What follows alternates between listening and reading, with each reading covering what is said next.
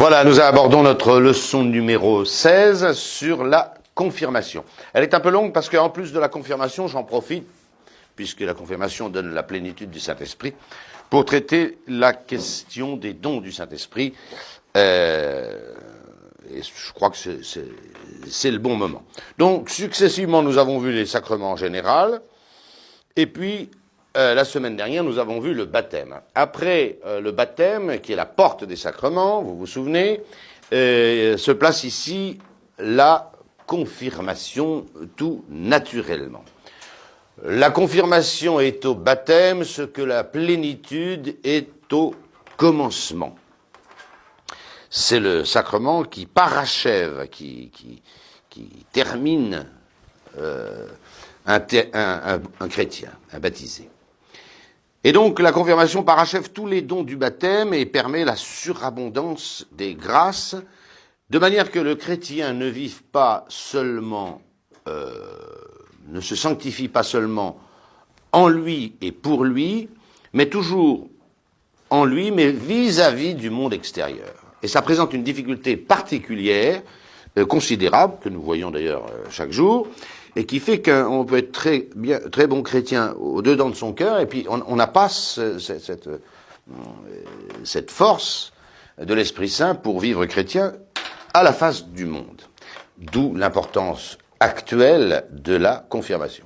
Et j'invite ceux qui m'écouteraient sur ces différents sites où paraissent ces cours, qui ne sont pas confirmés, d'abord de se poser la question, et puis éventuellement de prévoir de recevoir la confirmation. Autrefois, c'est au moment du mariage des gens que les prêtres vérifiaient qu'ils soient bien confirmés.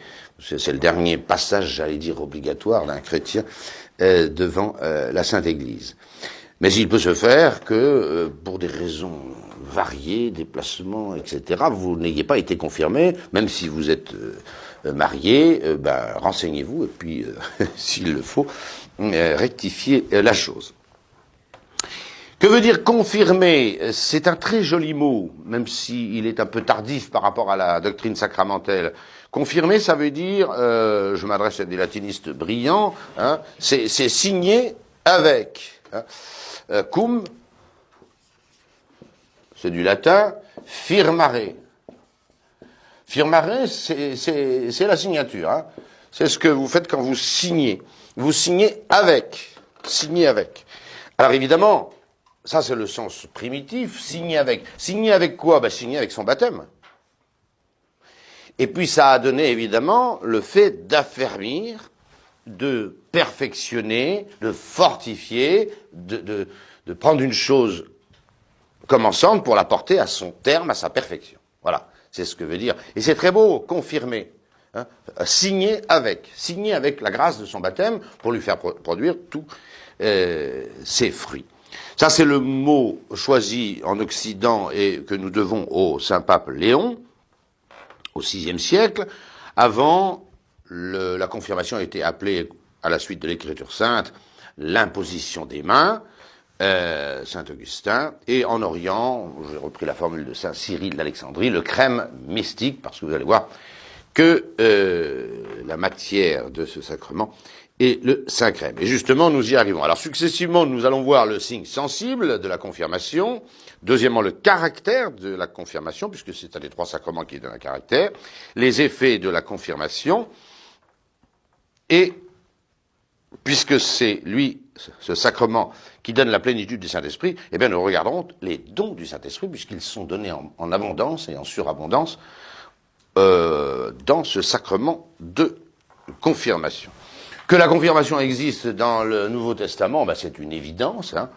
On voit très bien que dès que la Samarie, par exemple, la province intercalaire entre la Galilée et la Judée, la Samarie reçoit la parole prêchée par le diacre Philippe, eh bien, les apôtres, Pierre et Jean, pas les moindres, viennent après le baptême de ces jeunes chrétiens, leur imposer les mains et ils reçoivent le Saint-Esprit en surabondance. Alors évidemment, nous aurons l'occasion de le redire, au début de l'Église, quand quelqu'un recevait le Saint-Esprit par l'imposition des mains des apôtres, c'était la confirmation, bien, ça s'accompagnait de toutes sortes de charismes. prophétie, parler en langue étrangère alors qu'on l'a pas appris, don des miracles, etc., etc. Bon, ces charismes n'existent plus, ne sont pas nécessairement liés à la confirmation, mais c'est vrai que c'est le Saint-Esprit, par la confirmation, qui a converti le monde. Ça, c'est une évidence et ça se voit dans tous les textes, en particulier les Actes des Apôtres, qui nous racontent qu'à chaque imposition des mains des apôtres et de leurs successeurs, les évêques, eh bien, le Saint-Esprit est donné en surabondance. Le signe sensible de la confirmation, disons ce qu'il est. Vous vous souvenez qu'il y a la matière éloignée et la matière prochaine, et ensuite la forme. C'est ça le signe sensible qui produit la grâce. Le signe sensible, la matière éloignée de la confirmation, c'est le synchrème. Hein. Faites pas comme les enfants, c'est pas une crème, c'est avec un H, du mot chrisma, l'onction. Onction. Qu'est-ce que c'est que le synchrème? C'est un mélange d'huile d'olive et de baume consacré le jeudi saint par l'évêque. Il y a 3 huiles sacrées dans l'Église, c'est peut-être le moment de le dire. Vous avez l'huile des catéchumènes qui sert comme exorcisme dans le baptême, et qui sert aussi pour l'onction des mains des prêtres. Vous avez l'huile des infirmes qui n'a qu'un seul usage, c'est le sacrement d'extrême onction, c'est-à-dire l'onction des malades. Et puis vous avez le synchrème qui est l'huile de consécration dans l'Église. Et on utilise le synchrème pour l'ordination des évêques. Pour chaque chrétien, au moment de son baptême, est consacré au synchrème. Et puis c'est la matière de la confirmation. Pourquoi cette huile d'olive? Pourquoi ce baume? L'huile est le symbole dans toute l'Antiquité de la force. Les athlètes, dans les arènes, avant d'aller combattre, et quoi qu'il en soit de la question morale de ces jeux des arènes, qui est discutable, hein, c'est le moins qu'on puisse dire, les athlètes se mettaient de l'huile sur le corps. Ça renforce, ça réchauffe les muscles, ça les nourrit, ils en sont plus forts. Et vous voyez, ce symbolisme a été gardé dans le sacrement de confirmation. Ça avait un deuxième effet aussi pour les lutteurs, en tous les cas, c'est qu'ils étaient difficilement saisissables par leurs adversaires. Parce qu'attraper quelqu'un qui est plein d'huile, c'est plus difficile. Hein. Voilà. Et cette double signification est gardée. La force que représente l'huile pour les muscles, et puis le fait que ça nous rende insaisissables à l'adversaire. Cet aspect se retrouve totalement dans la confirmation. Et puis pourquoi le baume? Le baume est un parfum précieux d'Arabie, parce que, effectivement, d'un chrétien qui, déjà, par son baptême, est lumière du monde et celle de la terre, eh bien, il a une espèce de bonne odeur particulière, signifiée par le baume. Saint Paul dit, parlant des chrétiens, nous sommes parmi les nations la bonne odeur de Jésus-Christ. Voilà. Le chrétien, par son baptême, est celle de la terre et lumière du monde, et par sa confirmation, il est la bonne odeur de Jésus-Christ. Vous voyez, une odeur, c'est quelque chose qui se répand. Qui se répand. Et ça, c'est bien dans la signification de la confirmation. La matière prochaine, c'est tout simplement l'onction qui est faite sur le chrétien avec cette huile sainte, c'est-à-dire le synchrème. La forme du sacrement indique bien ce que va produire la grâce de la confirmation. On marque l'onction au synchrème est faite sur le front, et avec une croix, on marque. La croix est l'emblème du chrétien. La confirmation, c'est de vivre chrétiennement, mais à la face du danger du monde et de ses sollicitations, de ses pompes et de ses œuvres. Voilà. Et j'allais dire le signe, l'enrôlement, le signe de ce combat chrétien, c'est évidemment le signe de la croix. Et on lui fait. Il y a une imposition des mains qui est toujours en vigueur dans la confirmation. L'évêque fait la même avec sa même main, il impose la main et signe le front avec le synchrème, au nom, évidemment, de la très sainte Trinité. Et donc on voit bien qu'est donné dans la confirmation tout ce qu'il faut à un chrétien pour être un combattant victorieux, bien armé, bien équipé. Alors évidemment que ce n'est pas des armes, des épées et des kalachnikovs qu'on lui donne, c'est les dons du Saint-Esprit. Il ne faut pas tout confondre. Nous n'avons pas à combattre, dit saint Paul, contre la chair et le sang, mais nous avons à combattre contre les principautés et les puissances de ce monde répandu dans les airs, c'est-à-dire les démons. Et contre de tels ennemis, il nous faut la plénitude du Saint-Esprit. Donc la forme de la confirmation, je te marque du signe de la croix et je te confirme avec le crème du salut au nom du Père, du Fils et du Saint-Esprit, ainsi soit-il. Voilà le signe sacramentel. Maintenant, nous allons voir ce que produit ce signe sacramentel. Et comme dans les 3 sacrements qui donnent un caractère, nous l'avons bien vu, j'espère, en tous les cas j'ai essayé d'être clair pour le baptême, l'effet premier des sacrements qui donnent un caractère, c'est le caractère lui-même. Or ils sont au nombre de 3, le baptême, la confirmation et le sacrement de l'ordre. C'est de ce caractère que découlent les grâces, comme dans leur source, la fontaine des grâces. Je l'ai dit pour le baptême, c'est parce qu'on est fils de Dieu qu'on doit aimer son Père comme un Père. Mais ce qui suppose d'abord qu'on soit fils de Dieu. Le sacrement de la confirmation donne un caractère, je ne reprends pas toute la doctrine du caractère, marque ineffaçable dans l'âme, qui est un pouvoir, une puissance spirituelle. Les 3 caractères sont une puissance, une capacité, un pouvoir de devenir enfant de Dieu, ici, pouvoir de devenir un combattant, un soldat du Christ, ou même, et c'est pas contradictoire du tout, un témoin du Christ. Vous voyez, il faut bien comprendre que dans la confirmation, la grâce qui est donnée pour la sanctification de ce chrétien, elle est destinée à ce que ce chrétien affronte les dangers extérieurs. Ce que ne comporte pas le baptême. Le baptême ne fait que sanctifier quelqu'un en lui-même, pour lui-même, mais pas vis-à-vis de ce monde extérieur. D'où l'importance, je l'ai déjà dit, de la confirmation aujourd'hui. C'est difficile d'être chrétien aujourd'hui, parce que on vit dans un monde hédoniste, matérialiste, individualiste, et on a l'impression, on aurait tendance à se recroqueviller sur nous-mêmes pour se sanctifier et ne pas avoir de contact. Or, c'est pas l'essence de la vie chrétienne. Et tous les saints ont montré qu'ils avaient sur le monde extérieur un impact considérable. Et ça, c'est la grâce de la confirmation. Par la plénitude de ces dons, la confirmation permet et donne de n'être plus seulement chrétien pour soi-même, mais face au monde, en se battant pour le Christ et en lui rendant témoignage.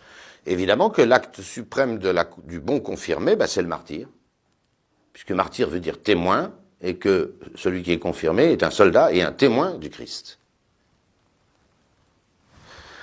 Je vous ai déjà cité cette phrase de saint Paul, c'est peut-être le moment de la redire dans l'épître aux Romains. Corde enim creditur ad justitiam, on croit dans son cœur pour parvenir à la justice. Confessio temoris fit ad salutem. Mais on est sauvé comment? Par la profession de sa bouche, c'est extérieur. Vous voyez la différence entre le baptême et la confirmation, elle est considérable, considérable. Retenez cette belle phrase de saint Paul. Bon, en latin peut-être pas, mais on croit dans son cœur pour la justice, pour parvenir à la justice, mais on professe avec sa bouche pour parvenir au salut. Vous voyez, il manquerait fondamentalement quelque chose à un chrétien dont la bouche ne parlerait pas, dont les œuvres ne se répandent pas comme la bonne odeur de Jésus-Christ. Et malheureusement, le carcan qu'il y a contre le christianisme dans nos sociétés occidentales nous pousse à nous recroqueviller sur nous-mêmes, ce qui n'est pas du tout de l'essence de la vie chrétienne. Vous m'avez compris. Alors je vous ai fait un petit tableau pour bien distinguer les 3 caractères des 3 sacrements qui donnent un caractère, et quelle est la fonction de chacun de ces caractères. Voilà. Le baptême d'abord, la confirmation ensuite, et l'ordre pour finir. Vous voyez, le caractère du baptême, il est donné, comme celui de la confirmation, pour soi. Le baptême et la confirmation ont ceci de commun qu'ils sanctifient le sujet qui les reçoit. Vous me direz, mais tous les sacrements sanctifient le sujet. Oui, mais pas pour une cause extérieure pour le baptême. Un chrétien est sanctifié par le baptême pour lui et par rapport à lui, pour cette justification, pour cette vie dans la grâce. Pour cette vie dans la grâce. Et ce caractère du baptême, nous l'avons vu, c'est celui de fils de Dieu. On devient fils de Dieu par le baptême. Définitivement. La confirmation, on devient soldat, témoin du Christ. On est toujours sanctifié pour soi-même, pour être parfaitement équipé dans la vie chrétienne, mais attention, par rapport aux autres. C'est-à-dire c'est le point formel de la confirmation. Cette sanctification, cette plénitude de grâce du chrétien, elle est bien faite pour le sanctifier lui-même, mais pour lui permettre d'avoir vis-à-vis de l'extérieur cette puissance de soldat et de témoin. Et c'est fondamental. C'est fondamental parce que pour un enfant, ça va bien de vivre, d'être chrétien pour lui, par rapport à lui, en lui. Mais dès qu'il va affronter les difficultés de ce monde, et elles sont considérables, je pense à la période, justement, de la puberté, qui est quand même difficile pour tout le monde, et puis ensuite il y a les combats doctrinaux, etc. C'est difficile. C'est là où la confirmation doit donner sa pleine efficacité. Donc le caractère de la confirmation, soldat et témoin, il est bien pour la sanctification du sujet, mais par rapport au danger extérieur, par rapport aux autres. Et puis celui de l'ordre, alors il est tout à fait différent. Les deux premiers sont passifs, il s'agit de recevoir. L'ordre, évidemment, sanctifie, et comment le prêtre. Mais attention, le but de la sanctification réalisée par le sacerdoce n'est pas la sainteté du sujet, même si elle la comporte. Un prêtre n'est jamais assez saint. Mais le but de cette sainteté donnée par le sacerdoce n'est pas du tout le sujet. C'est pas du tout le prêtre. Le prêtre est sanctifié, mais pour son ministère, pour les autres. Ce que saint Augustin a parfaitement résumé dans une phrase célèbre et toujours citée à ce moment-là, saint Augustin, Christiani propter nos, episcopi propter vos. Nous sommes chrétiens, dit saint Augustin, pardon. Nous sommes chrétiens, dit saint Augustin, pour nous. Ça nous sert à nous. Mais si nous sommes évêques ou prêtres, ce n'est pas pour nous, c'est pour vous. C'est très belle cette phrase. C'est une petite phrase de saint Augustin dont il a le génie. En 5 mots, il donne toute une doctrine. Retenez ça. Nous sommes chrétiens pour nous-mêmes, nous sommes évêques ou prêtres pour vous. Et voilà bien la différence entre ces 3 caractères.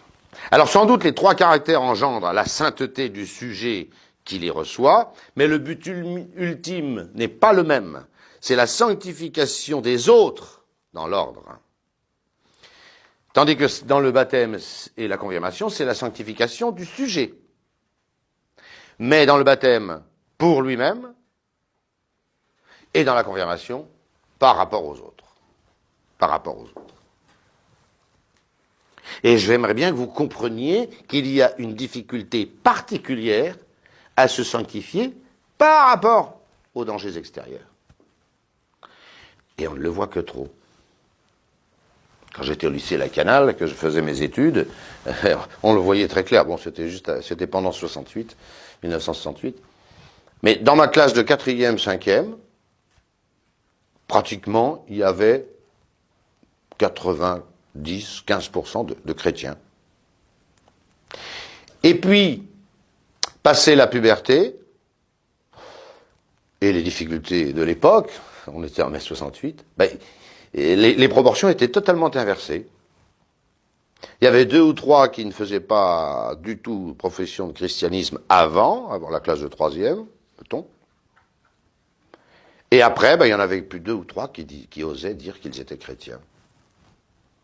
Dont moi, c'est pas de ma faute, mais enfin voilà.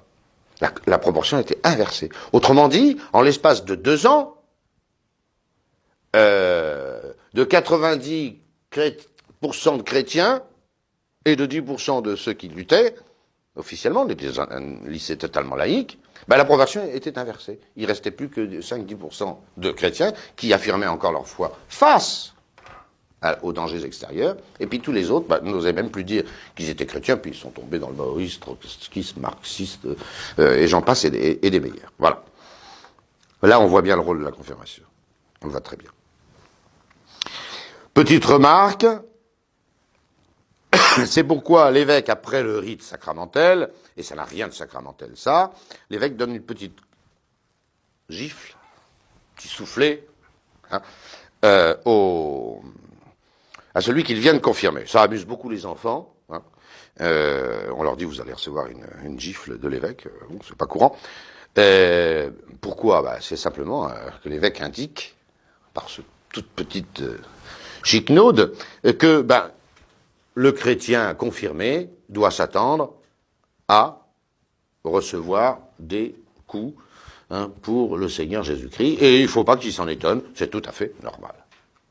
Celui qui m'aura confessé devant les hommes, moi je le confesserai devant mon Père qui est dans les cieux. Et quelquefois il en coûte. Il en coûte. D'où cette petite gifle que donne l'évêque pour montrer à quelqu'un, pour montrer à se confirmer que s'il veut vivre vraiment chrétiennement, il aura à souffrir des injures. Comme dit saint Paul, tous ceux qui veulent vivre pieusement dans le Christ Jésus auront à souffrir la persécution. Timothée. Alors, faut pas s'étonner. Et on voit bien que c'est ça la démission des chrétiens. C'est pas d'abord une apostasie intérieure par laquelle ils abandonnent, j'allais dire, leur foi en notre Seigneur Jésus-Christ, mais c'est une démission face aux dangers de ce monde. C'est une démission. On n'ose plus affirmer cette foi chrétienne. C'est l'affirmation qui relève de la confirmation.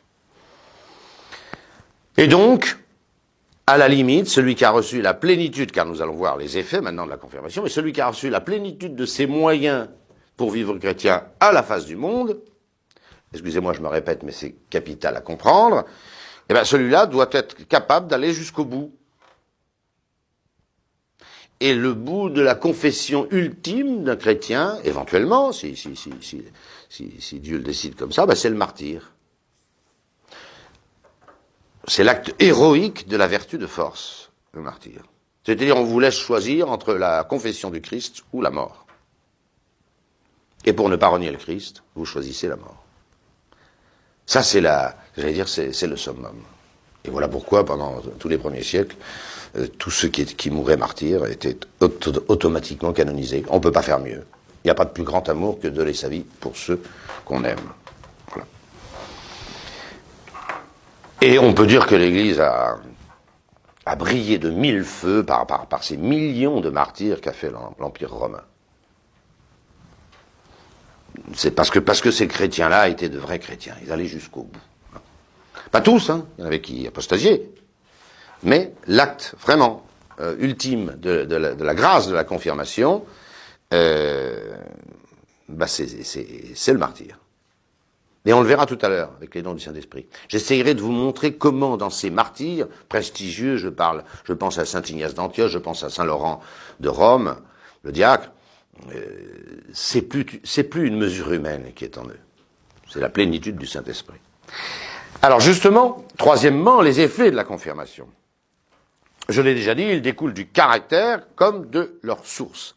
Il y a une augmentation de la grâce sanctifiante, mais ça, c'est pas le propre de la confirmation, c'est dans tous les sacrements.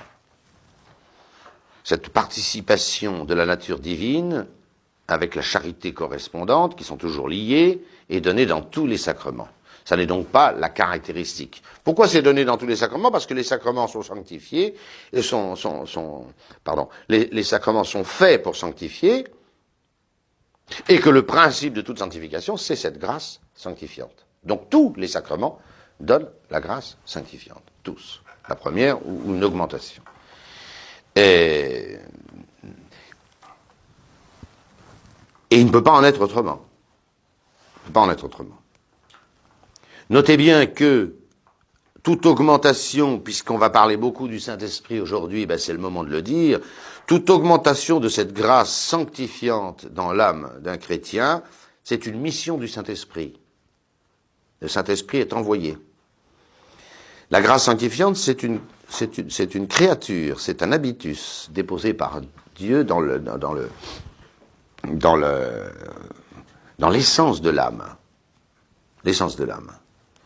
Mais qu'est-ce qui sort de Dieu, si je puis dire, quand la grâce sanctifiante est donnée? C'est l'Esprit Saint lui-même. L'Esprit Saint est la réalité incréée, puisque c'est la troisième personne de la Trinité, et qui correspond par la charité à la grâce sanctifiante. C'est un grand mystère. Mais nous avons vu que la grâce sanctifiante était une participation à l'essence de Dieu.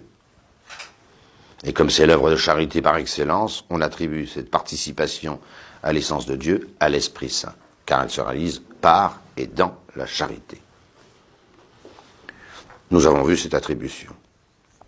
Et c'est pourquoi Dieu est rendu ainsi présent dans l'âme des justes. Ça, il faut comprendre. Hein. C'est très important comme doctrine. On a l'impression que Dieu est très loin de nous parce qu'il est grand, parce qu'il est incompréhensible, il est au-dessus de tout. On se trompe complètement. Mais on a entièrement tort. On a tout faux. Dieu est présent à ses créatures de deux manières. De deux manières. Dieu est d'abord présent dans toute créature, nous l'avons vu, en parlant des attributs de Dieu. Dieu est ubiqué, nous avons dit. Il est partout. Partout, partout. Comment Dieu est-il partout? Étant donné qu'il est le créateur de tout, il exerce sur tout, pour que ces choses-là se maintiennent dans l'être, une efficience. Or, nous avons bien vu que l'efficience de Dieu, l'action qu'il a sur les choses, et en particulier cette action qui maintient les choses dans l'être, sans quoi elles disparaîtraient. L'action de Dieu n'est pas séparable, n'est pas distinguable, excusez-moi de ce mot, de ce qu'il est. Et saint Thomas va jusqu'à dire que Dieu est présent en toutes choses, que Dieu est en toutes choses par sa présence, par son efficience, mais ça vous l'avez compris, mais il ajoute par sa substance. Par sa substance. L'essence de Dieu, par l'efficience et la présence, est dans toute chose. Et c'est pas du tout du panthéisme, parce que c'est par l'efficience. Voilà. Et ça, c'est commun à tous les êtres qui sont. Autrement, il y a tout. À tout. Tout être. Est-ce que Dieu est encore présent dans les démons de cette manière? Réponse oui. Parce que si Dieu n'était pas présent en Lucifer pour lui communiquer son être, Lucifer disparaîtrait.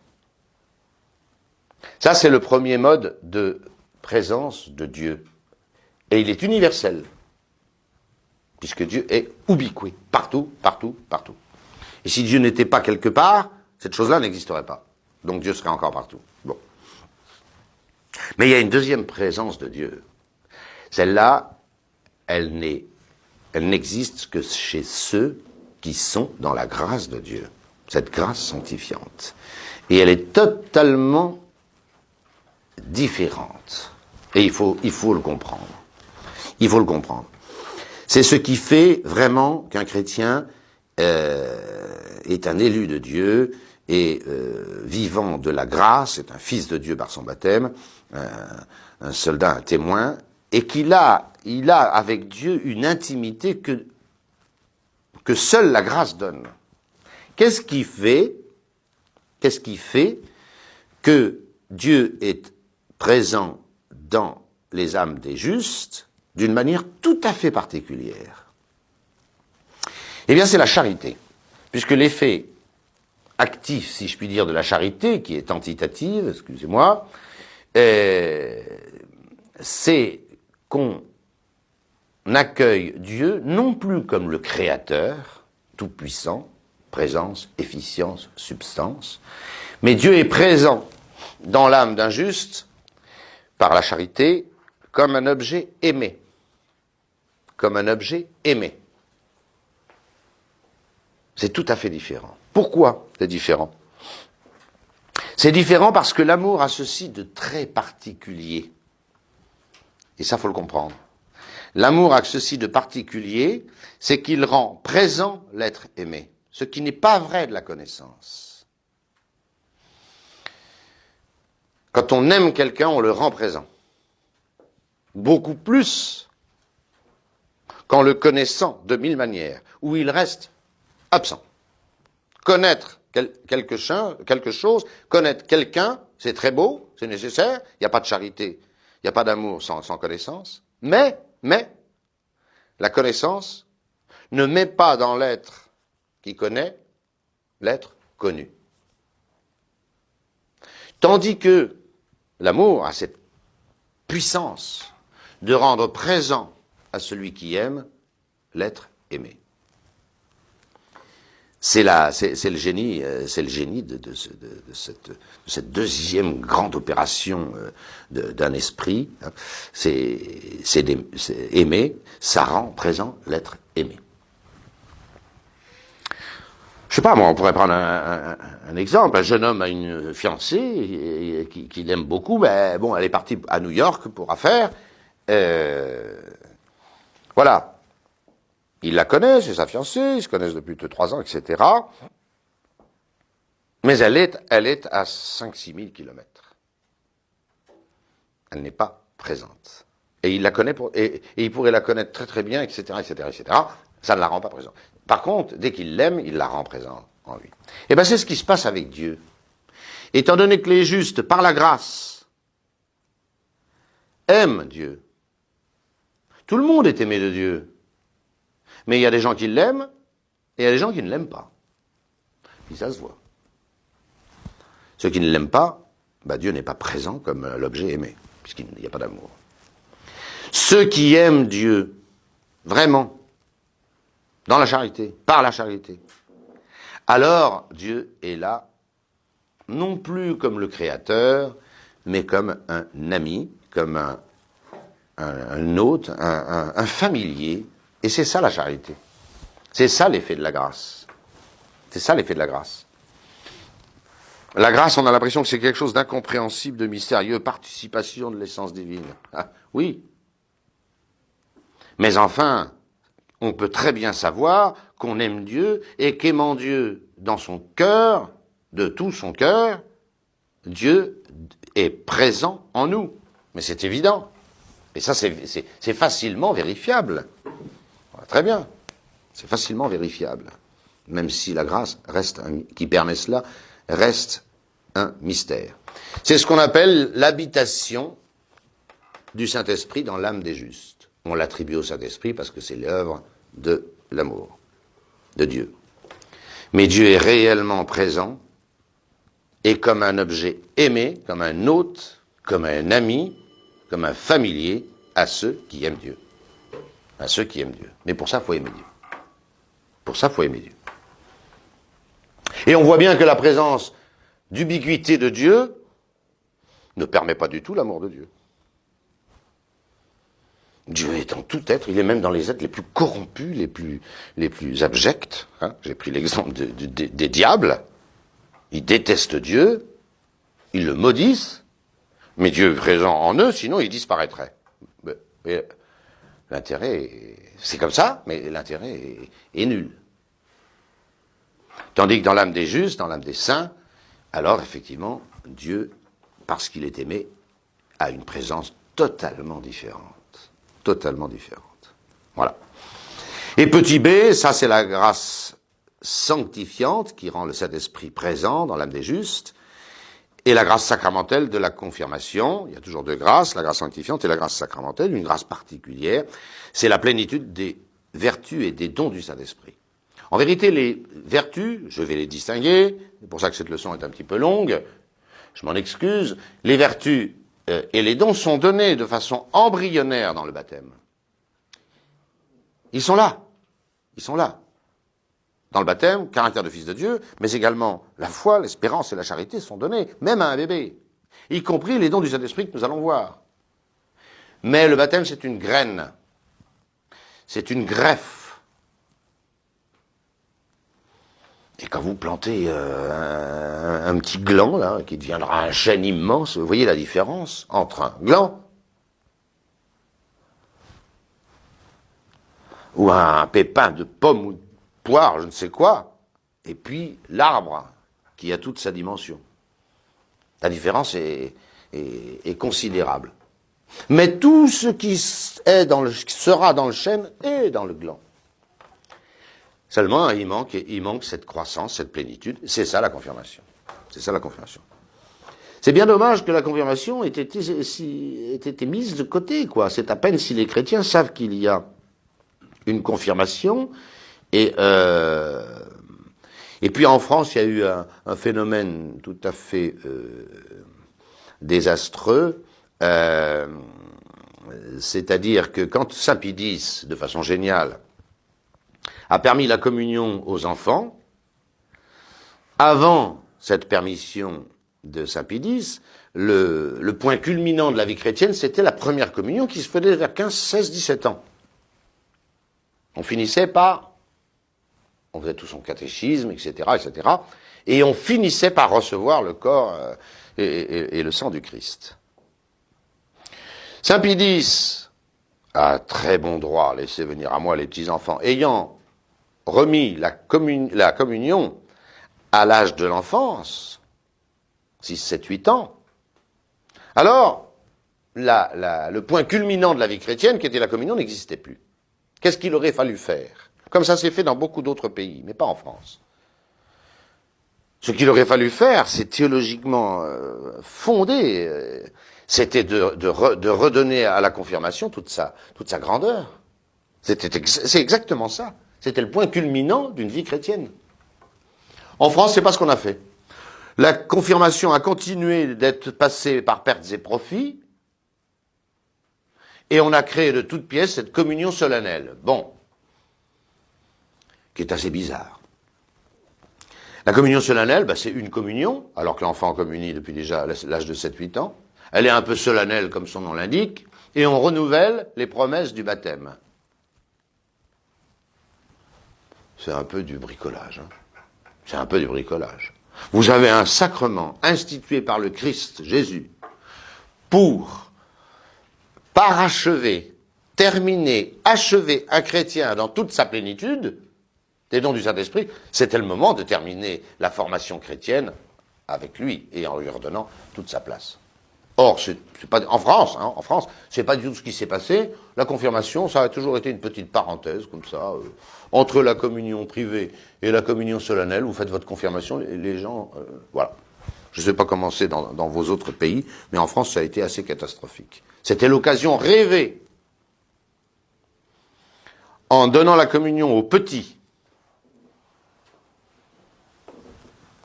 de remettre à sa vraie place la confirmation. On donne la confirmation généralement en Occident au moment juste un peu avant la puberté, parce qu'on sait qu'il va y avoir un combat terrible. Et ce combat terrible, il vaut mieux arriver avec des armes. C'était exactement ce qu'il fallait faire. Bon, on a inventé ce bric-broc de la communion solennelle, voilà, où les enfants retournent surtout qu'ils ont une nouvelle montre. Enfin, c'est quand même un petit peu désolant. Voilà, en France, je ferme cette parenthèse. Alors, pour être un soldat et un témoin du Christ jusqu'au martyr, s'il le faut, faut être armé. Et quelles sont ces armes d'un chrétien? Ce sont les vertus, mais alors cette fois-ci dans leur plénitude, et les dons du Saint-Esprit dans leur plénitude. Un chrétien, s'il regarde bien, est armé jusqu'aux dents. Il suffit qu'il utilise ses armes et qu'il les entretienne. Alors pourquoi distinguer les vertus des dons? C'est très important. Bon, les vertus, il y en a 7. Et les dons, il y en a 7. N'essayez pas, je le redirai, de les apprendre par cœur. Ça ne sert à rien. Vous ne les retiendrez que quand vous les comprendrez. Moi aussi, au catéchisme, j'ai essayé d'apprendre les 7 dons du Saint-Esprit comme ça à la suite. Ben, j'y suis jamais arrivé. Par contre, quand on m'a expliqué ce que c'était que les dons, ben, je peux les retrouver tranquillement. Et je sais de quoi il s'agit. Donc, tous les enfants qui essayent d'apprendre par cœur les dons du Saint-Esprit, ils n'y arrivent pas. Puis c'est inutile d'apprendre par cœur les dons du Saint-Esprit. Il faut savoir ce qu'ils sont et à quoi ils servent. Ça, c'est utile. Pourquoi y a-t-il des vertus et des dons? Les vertus, j'étais en train de le dire, il y en a 7. 3 théologales qui nous branchent sur Dieu. Nous reverrons ça en détail au 3e trimestre. Il y a 3 vertus qui nous connectent immédiatement sur Dieu. La foi, bien évidemment. L'espérance et puis la charité. Ça, c'est vraiment la prise directe avec Dieu. Et puis, il y a 4 vertus morales. Un chrétien qui est ainsi connecté à Dieu par les 3 vertus théologales, ben, il doit vivre convenablement. Prudence, justice, force et tempérance. Ce sont des dispositions surnaturelles qui nous permettent de faire le bien surnaturel. Ben, vous me direz, ça devrait suffire. Vous imaginez, quelqu'un qui a toute cette panoplie, ça devrait suffire largement. Eh bien, réponse, ça ne suffit pas. La vie théologale et la vie morale sont si difficiles que quelqu'un qui aurait une très grande foi, une très grande espérance et toutes les vertus à la suite, ça ne lui suffirait pas pour être un bon chrétien. Pourquoi? Parce que dans la vertu, c'est nous qui travaillons, sous l'influx de la grâce, mais c'est nous qui travaillons. Et dans la vertu, il y a toujours une mesure humaine. Humaine. Même si l'intervention de Dieu dans les vertus est surnaturelle. Et que la vertu elle-même est surnaturelle. Mais il y a toujours une mesure humaine dans les vertus. Qu'est-ce que c'est que les dons du Saint-Esprit? Ce sont c'est toujours des habitus, des dispositions à bien faire, surnaturelles comme les vertus, mais la mesure et le mode n'en est plus humain, comme dans les vertus, il est divin. Il est divin. C'est le mode d'opération qui est totalement différent. Mesure humaine dans les vertus, mesure divine dans les dons. Vous connaissez tous, mais je le rappelle quand même, pour ceux qui ne le connaîtraient pas, la comparaison de tous les théologiens. Vous avez une petite barque qui est sur les flots. Ben, vous avez 2 manières de la faire avancer. Hein. Soit vous avez 2 rames et vous tirez sur les rames. Ben, ça avance. Hein. Voilà. Soit, et la comparaison est assez belle, vous dressez une voile. Sans cette voile, le vent ne sert à rien. Hein. C'est là où c'est intéressant. Vous dressez une voile et c'est le vent qui pousse votre bateau. Ça va beaucoup plus vite. C'est sans effort. C'est bien plus efficace. Il faut la voile. Pas de voile, le vent peut souffler, ça ne sert à rien. Il faut capter le vent. Il faut utiliser le vent. C'est une comparaison, hein. Mais c'est une bonne comparaison pour distinguer les vertus où chacun rame. Et oui, dans la vertu, il faut ramer. Il faut travailler. Sous l'impulsion divine, elles sont surnaturelles, mais il faut travailler, il faut ramer. Tandis que dans les vertus, dans les dons du Saint-Esprit, il n'y a pratiquement plus aucun effort. J'appellerais les dons du Saint-Esprit comme un instinct surnaturel. Une espèce de disposition qui fait que instinctivement, vous avez la bonne mesure en toute chose. Parce que cette mesure n'est pas une mesure humaine, elle est une mesure divine. Ce n'est plus un mode humain d'agir, c'est un mode divin d'agir. C'est ça les dons du Saint-Esprit. Alors vous me direz, mais est-ce que les dons du Saint-Esprit sont un luxe de la vie chrétienne? Un bon chrétien, il a les vertus, puis les grands saints, ils ont les dons. Totalement faux. Saint Thomas dit qu'on ne peut pas sauver son âme sans les dons du Saint-Esprit. C'est impossible. C'est impossible. Si quelqu'un ne reçoit pas les dons du Saint-Esprit, il dévissera. C'est sûr, il va dévisser. C'est pas du tout un luxe. Si c'était un luxe, vous voyez, il ne serait pas donné dans le baptême, de façon embryonnaire. Il ne serait pas donné en plénitude, ces dons du Saint-Esprit, dans la confirmation.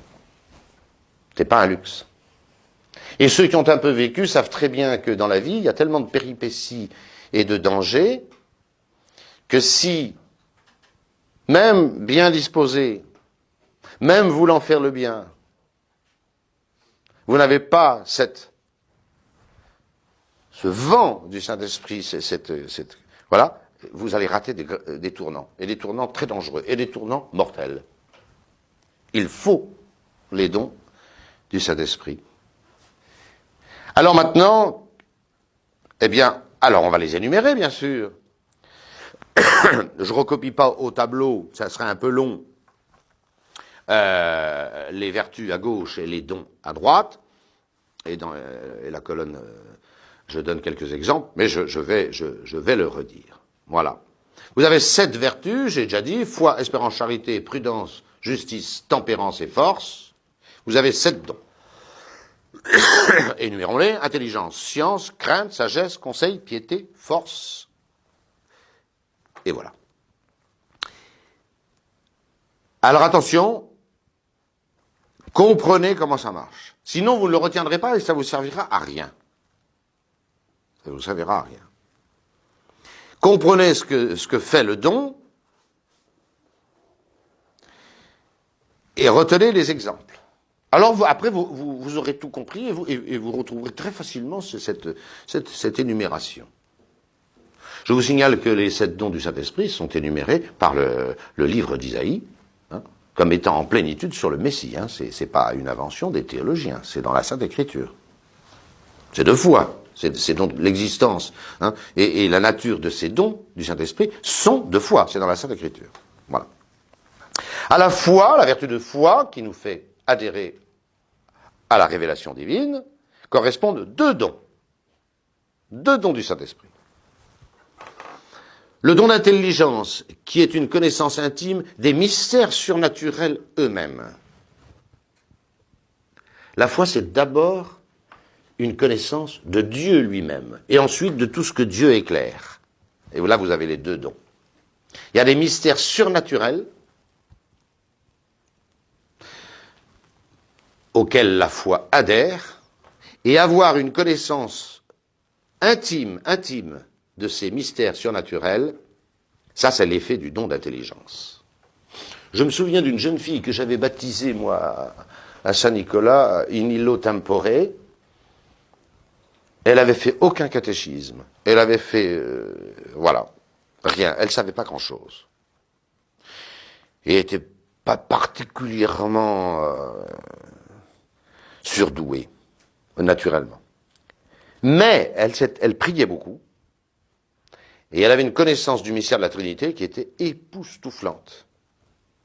Sans avoir à jamais appris les processions, et qui faisait quoi dans la Trinité, qu'est-ce que c'était que le Fils, qu'est-ce que c'était que le Saint-Esprit, les rapports, les relations qui sont... Elle connaissait ça d'entrée de jeu. D'entrée de jeu. Ça, c'était le don d'intelligence, connaissance intime, donnée par Dieu, comme ça, gratuit, des mystères surnaturels. Voilà un bon exemple. Et puis vous avez le don de science. C'est cette même connaissance intime, mais non plus des mystères surnaturels de Dieu, en Dieu, mais par rapport aux choses créées. Par rapport aux choses créées. Voir la bonté de Dieu, on a un exemple où on lisait ce matin les Fioretti de Saint François. Hein. Voilà, Saint François, il prend les oiseaux là qui sont là et il leur fait un sermon pour leur dire mais qu'est-ce que vous devez comme action de grâce au Créateur, quoi. Et tous les oiseaux sont d'accord. Saint François d'Assise a prêché aux poissons, il a prêché aux oiseaux, il a fait le cantique du soleil. Enfin, dans toute créature, il voyait l'infinie bonté et sagesse de Dieu. Ça, c'est le don d'intelligence. Vous voyez, par rapport au mystère surnaturel, il faut surélever la foi par le don d'intelligence. Et par rapport à tout le reste de la création, ce coup d'œil surnaturel sur la création, c'est le don de science. Voilà pourquoi il y a 2 dons qui surélèvent la foi. Fantastique. L'espérance maintenant, cette vertu qui fait qu'en s'appuyant sur Dieu, nous espérons, Dieu est inaccessible pour nous. On peut commencer à envisager de rejoindre Dieu si Dieu nous le donne. C'est ça l'espérance. Eh bien, il faut un don qui surélève cette espérance. C'est le don de crainte. On me dirait, mais avoir peur de Dieu, c'est pas le meilleur moyen de s'en approcher. Ah, ça, je suis d'accord avec vous. C'est même le moyen diamétralement opposé. Mais pour s'appuyer entièrement sur Dieu, il faut se défier de soi-même. Voilà le don de crainte. Il ne s'agit pas de craindre Dieu. Moi, quand j'ai peur de quelque chose, j'ai pas envie d'avancer, j'ai plutôt envie de reculer. C'est une évidence. Mais par contre, si je sais qu'il est impossible sans le secours de Dieu de rejoindre Dieu, je ne peux pas m'appuyer sur mes propres forces. Il faut que j'ai de moi une défiance pour avoir en Dieu une confiance. Et j'allais dire, ils sont inversement proportionnels. Plus je me méfie de moi, et dans cette quête de Dieu, plus je m'appuierai sur Dieu. Et ça, faut le comprendre. Quand vous aurez compris que, cette phrase du Seigneur, sans moi, vous ne pouvez rien faire. Rien, rien, rien. Alors, ça, c'est le don de crainte. C'est pas une crainte de Dieu. C'est la défiance de soi-même. Voilà. Regardez la grande Jeanne d'Arc. J'ai pris quelques exemples. Vous pouvez en trouver des centaines si vous cherchez dans la vie des saints. Ils étaient tous remués par le Saint-Esprit. Voilà, j'ai pas dit tout à l'heure, la grande différence entre les vertus et les dons, c'est que, si je l'ai dit, mais j'ai pas cité la phrase de Saint Paul qui est évidente, là-dessus, les vertus, c'est nous qui agissons, et les dons du Saint-Esprit, c'est la mesure divine de l'action de Dieu. Et Saint Paul dit dans l'Épître aux Romains, excusez-moi de ce flashback, ceux-là sont fils de Dieu qui sont agis par le Saint-Esprit. Les vrais fils de Dieu dans toute leur plénitude, ils sont menés, agis. Ils sont passifs entre les mains de Dieu. C'est-à-dire très actifs à cause de Dieu. Voilà. J'aime bien cette expression. Alors dans les traductions, ils sont menés par l'Esprit Saint. Non, ils sont agis. Il y a agir actif, être agi passif. Voilà les dons du Saint-Esprit. Voilà, cette grande Sainte Jeanne d'Arc, pour revenir au don de crainte. On lui demande, au cours de son procès, d'un seul coup, êtes-vous en état de grâce? C'est un piège. Êtes-vous en état de grâce, Mademoiselle Jeanne? Elle répond oui. Oui, mais on peut pas le savoir avec certitude. On le répond non, venez pas nous faire la morale, Venez pas essayer de convertir tout le monde et de bouter les anglais océans. Si vous n'êtes même pas en état de grâce, allez vous confesser. Voilà, réponse. Si j'y suis, Dieu m'y garde. Si je n'y suis pas, Dieu m'y mette. Autrement dit, elle répond très bien à la première question. Vous ne pouvez pas dire avec certitude absolue que vous êtes en état de grâce. Au reste, et elle a raison, je serais la plus malheureuse des filles si je savais ne pas y être. Tout est dit, c'est ciselé. Vous voyez la défiance de Dieu, mais qui est le don de crainte, et qui fonde l'espérance. J'avance. La charité est la plus grande des vertus, c'est l'amour de Dieu surnaturel. Il faut un don pour surélever encore la charité. Comment peut-on surélever la charité? Voilà. C'est connaître les raisons ultimes des jugements divins par l'intimité divine. Le don de sagesse est une intimité avec Dieu qui fait que vous avez sur toute chose le coup d'œil que Dieu lui-même a sur toute chose. Ça change tout. Vous voyez, la nature a quelque chose de brutal, de violent. Les lions, ils mangent des zèbres et des gazelles pour se nourrir. Et les baleines avalent 200 kilos de plancton chaque jour. Très bien pour la baleine, un peu moins bien pour les planctons. Très bien pour le lion, quand il mange une gazelle, un peu moins bien pour la gazelle. Vous me direz, mais où est la bonté de Dieu là-dedans? Le don de sagesse, il est là pour nous faire voir le coup d'œil de Dieu sur toute chose. Or, Dieu ne touche sa création que par amour. C'est difficile à voir ça. Parce que la nature a quelque chose d'un peu violent. Et nous serions tentés de dire, comme Schopenhauer, le monde c'est une entremangerie sans fin. Bon, Bon, il est un peu fou, mais bon. D'entremangerie sans fin. C'est faux. C'est faux. C'est faux. Tout ce que Dieu a fait dans ses desseins éternels et dans la réalisation la plus particulière est empreint de la charité de Dieu. Mais pour voir ça, même la charité n'y arrive pas. La charité n'y suffit pas. Pour voir la charité de Dieu en toute chose, la charité n'y suffit pas. Il faut un don spécial, qui est celui de sagesse, qui est le plus grand de tous les dons. Voilà. Le don qu'avait saint Paul pour scruter les mystères de Dieu. Comment saint Paul voit-il les desseins éternels qui sont en Dieu? Et quand vous lisez toutes ces épîtres, vous apercevez que saint Paul voit ça. Il voit les desseins éternels qui sont en Dieu dans la réalisation du mystère de la piété qu'est le Christ Jésus. Ah ça, alors là, c'est le don de sagesse. C'est plus la charité. Ça ne fait pas plus que la charité, mais c'est un mode d'action divin, tout à fait divin, de la charité. Et maintenant, nous passons aux vertus morales. La première, c'est la prudence. La prudence est surélevée par le conseil. L'homme le plus prudent ratera quand même des tournants. L'homme le plus prudent, le plus circonspect, qui fait bien attention à trouver le juste milieu de chacune de ses actions. En quoi consiste la prudence? Nous reverrons ça, bien sûr, au 3e trimestre. L'homme qui s'efforcerait, surnaturellement même, d'être le plus prudent, il ratera quelques tournants. Il ne verra pas. Par quoi? Parce qu'il verra peut-être bien, là encore, les principes. Mais l'application de ces principes est tellement compliquée, vu les innombrables circonstances du concret, qu'un jour il ne verra pas la jonction entre les deux. Et celui qui verra la jonction entre les deux, c'est celui qui a le don de conseil. Le don de conseil, dit saint Thomas, étant la prudence des choses générales jusque dans les choses particulières. Voilà. En guidant les délibérations de la raison jusque dans le particulier. Jusque dans le particulier. Quelqu'un qui s'efforce d'être prudent, il sait très bien les grands principes de la morale, le décalogue par exemple, et en principe l'application immédiate. Voilà, est-ce que je peux voler? Voilà. Non, c'est interdit par la loi de Dieu. Bon, voilà. Mais il y a des circonstances où emprunter quelque chose, etc. J'en sais rien, moi.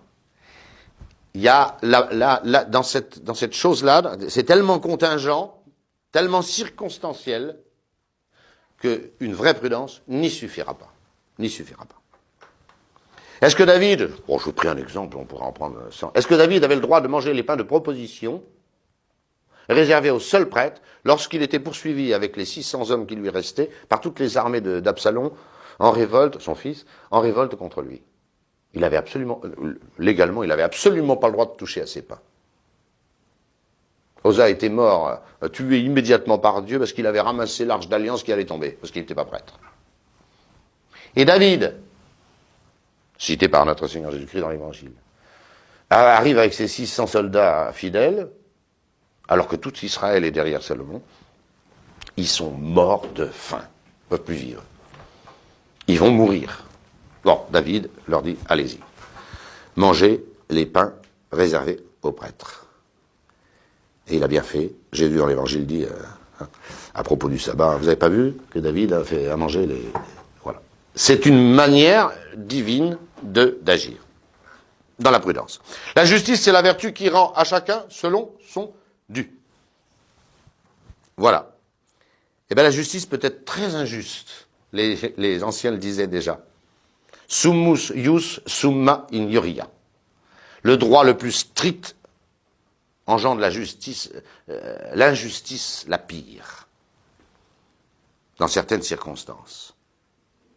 Donc, il faut surélever notre justice par un don du Saint-Esprit, qui est la piété. Surélève la justice selon des raisons supérieures, et non le strict droit. Voilà. Est-ce que, j'ai pris un exemple encore avec David, David était littéralement persécuté, parce que Dieu l'avait choisi pour succéder à Saül, et l'avait fait oindre par Samuel. Il était assassiné jusqu'au meurtre. Enfin, il était poursuivi, pardon, par la haine de Saül, qui a essayé de le tuer 3 fois, en lui plantant un javelot comme ça par derrière, etc. David aurait eu des raisons de considérer Saül comme déchu de la monarchie. Il était possédé du diable en plus, ce Saül. Il est mort dans des circonstances terribles, il a été consulté une magicienne. Enfin, David aurait eu toutes les raisons, j'allais dire, de se débarrasser de ce fléau qu'était le roi Saül. Or, on voit que c'est tout le contraire. Par 3 fois, David aurait pu tuer Saül, qui dormait dans une grotte. Il avait son poignard, il aurait pu le... Voilà. En toutes circonstances, David garde vis-à-vis de loin de Dieu, comme il l'appelle, une véritable piété. La justice ne fait pas ça. La justice ne fait pas ça. Ça, c'est la piété qui fait ça. C'est la piété. Et Saül respecte tout le temps, David respectera Saül jusqu'au bout. Hein. Et quant à la bataille de Gelboé, Saül est tué, et même il se tue lui-même. Il se suicide, Saül, après avoir perdu une bataille immense. Hein. Il est blessé à mort, et il n'a même plus la force de se suicider lui-même. Et il demande à son écuyer de le jeter sur son épée. C'est ce que d'ailleurs fait l'écuyer. Et le petit écuyer prend ses jambes à son cou et va trouver David, croyant lui annoncer une très bonne nouvelle. Le roi Saül est mort. David lui dit: comment tu le sais? Il dit: c'est moi qui l'ai aidé à se jeter sur son épée. Donc je suis bien placé pour savoir. Et je l'ai fait, et bien fait. Il est mort. Et David ne répond même pas à cet écuyer, il demande à ses gardes de le tuer. Séance tenante. Vous voyez, jusqu'au bout, hein, David reste pieux, pas au sens de la piété, et je fais mes prières, il reste, vous voyez, il a une justice supérieure avec Saül. Et qui ne méritait absolument pas, hein, selon la mesure humaine, qu'on le respecte de cette manière. Parce qu'on peut dire qu'il avait tout fait. Hein. Il n'y a pas de péché que Saül n'ait pas fait. Hein. Vous pouvez chercher. Tous les meurtres, etc., les mensonges, les consultations d'une pythonisse, etc., enfin, tentative de lynchage, de meurtre sur la personne de David, et j'en passe, si je puis dire, et des meilleurs. Eh bien, la justice de David vis-à-vis de Saül n'est pas une simple justice, c'est beaucoup plus. C'est le don de piété.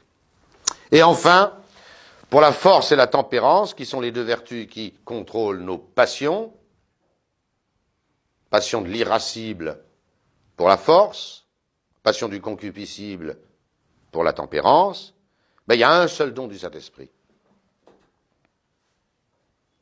Un homme qui contrôle parfaitement ses passions, c'est pas de la vertu.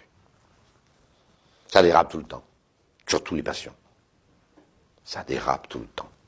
Si quelqu'un contrôle parfaitement toutes et chacune de ses passions, ce n'est pas une manière humaine d'agir. Les passions, on en a 5000 par jour, qui montent et qui descendent. Celui qui arrive à contrôler ça parfaitement, c'est pas la force et la tempérance. Ça n'y suffit pas. Hein. Ça n'y suffit pas. Vous avez une maîtrise, je vais vous donner 1 ou 2 exemples, hein, une maîtrise des passions que ne donne ni la force ni la tempérance. Je donne 2 exemples, et vous allez très bien comprendre. Bon, évidemment, un exemple, ça doit être un peu limite pour qu'on comprenne, c'est le but d'un exemple. Vous avez saint Ignace d'Antioche, évêque d'Antioche, sous Trajan en 107, voilà. Comme son nom l'indique, Ignace d'Antioche. Il est condamné par l'empereur Trajan à être dévoré par les lions à Rome. On a toutes ces lettres, c'est un chef-d'œuvre. Et souvent, les lions n'attaquaient pas, même quand ils n'avaient pas mangé depuis 3 jours. Voilà. Il dit dans ses lettres qu'il frappera le lion, si jamais le lion ne se précipite pas pour le dévorer. Et c'est ce qui est arrivé. On a les actes du martyre de saint Ignace d'Antioche. Le lion arrive, vous savez, un lion c'est paresseux comme une couleuvre, hein. C'est les lionnes qui chassent. Bon. Même un lion qui n'a pas mangé depuis 3 jours, des fois, il vous laisse tranquille. Bon. Ce que voyant, saint Ignace s'est rué sur le lion et l'a frappé à coups de poing et tout. Ça, c'est plus de la force, ça. C'est plus de la vertu. Et celui qui a eu très peur, c'est le lion. Vous voyez. Vous avez un exemple, c'est le diacre de Rome, Saint Laurent. L'empereur décide de le griller, mais exactement comme un beefsteak. Et vous voyez ce Saint Laurent sur son grill, il est en train de griller comme vous faites griller une viande ou une assado là, hein, comme vous faites là. Et au bout d'une minute, Saint Laurent demande qu'on le retourne pour griller de l'autre côté. Bon, enfin, vous vous rendez compte. Là, on n'est plus c'est plus de la tempérance, ça, c'est autre chose. Bon, etc. Ou notre petite Domitille de Lyon, là, qui se fait encorner par un taureau furieux qui revient complètement démoli, et elle était tellement dans sa contemplation qu'elle demande, alors c'est quand ce martyre? Ça commence quand? Elle n'avait rien senti. Bon. Voilà, un dernier mot sur le ministre, et je vous laisse. Le ministre de ce sacrement, le ministre ordinaire, c'est l'évêque. Pourquoi? Très facile à comprendre. Le pasteur régulier d'un chrétien, c'est son évêque. Les prêtres étant les coopérateurs de cet évêque. Bon, même si, de façon concrète, on a beaucoup plus affaire aux prêtres qu'à l'évêque. Bon. Mais voyez, l'artiste, le grand artiste ultime de cette beauté d'un chrétien, hein, quand vous avez des chrétiens comme saint Ignace d'Antioche ou Saint Laurent de Rome, vous voyez bien que c'est des chefs-d'œuvre. C'est des chefs-d'œuvre. Alors le ministre, j'allais dire ordinaire, c'est l'évêque. C'est un petit peu comme ces artistes, vous voyez. Prenez Michel-Ange. Et puis son chef-d'œuvre incontestable, la Pietà. À droite en entrant à Saint-Pierre de Rome. Bon. C'est Michel-Ange qui choisissait le marbre. C'est clair. Il allait même dans la montagne choisir son marbre à lui. Avec ça, il plaisantait pas. Il faisait un grand dessin sur ce morceau de marbre et c'est ses élèves qui taillaient. C'est ses élèves qui taillaient. Sauf que, quand ils avaient dégrossi, alors Michel-Ange les renvoyait promener et c'est lui qui finissait le visage de la Vierge du Christ et tout ça. Enfin, ça évidemment, voilà, c'est un peu la même chose. En principe, c'est l'évêque qui donne le dernier. C'est pour ça qu'il est le ministre ordinaire de ce sacrement. Et on voit bien dans tout le Nouveau Testament, qui est-ce qui va imposer les mains pour qu'on reçoive le Saint-Esprit? C'est les apôtres. C'est pas les diacres ou les prêtres. Mais le prêtre, ayant reçu une juridiction spéciale, peut confirmer avec une juridiction spéciale. Vous voyez, parce que la juridiction, c'est la délégation de l'évêque, qui peut dire, bah écoutez, hein, finissez le travail. C'est très très bien, c'est très très beau. Il y a une espèce d'harmonie dans la doctrine catholique que j'espère vous découvrirez peu à peu. Voilà. Et puis, il faut un parrain et une marraine aussi pour la confirmation, parce que c'est un sacrement, il donne un caractère, et que dans le combat chrétien, jusqu'au martyr s'il le faut, on a besoin d'exemples d'anciens qui mènent ce combat. Voilà. Alors évidemment, ils ont une moindre importance concrète que le parrain et marraine de la confirmation. Mais c'est parce qu'on a un petit peu perdu le sens du combat chrétien. Un chrétien, c'est quelqu'un qui se bat. La vie de l'homme est un combat sur la terre, disait déjà Job. Et on n'envoie pas des petits soldats tout jeunes comme ça sur le front. Hein, parce que pendant la guerre de 14, on s'apercevait que les petits soldats qui étaient envoyés sur le front, généralement, mouraient dans les 3 semaines, 1 mois. Pas d'expérience. Pas d'expérience. Il y avait des gaz, ils les voyaient pas, ils mettaient pas leur masque. Hein, ils sentaient, oui, et le nez, et ils prenaient une balle de l'adversaire, ou ils allumaient une cigarette, et bien en pleine nuit, et on leur tirait dessus. Enfin, ils étaient souvent 3 semaines, un mois. Mais les vieux baroudeurs qui avaient déjà fait 2 ans de front, il y en a beaucoup qui sont revenus du front. Vous voyez, là, bon, et bien dans le combat chrétien, en principe, il faut l'exemple des anciens. C'est pour ça qu'il y a un parrain et une marraine dans ce beau sacrement de confirmation. Je vous remercie.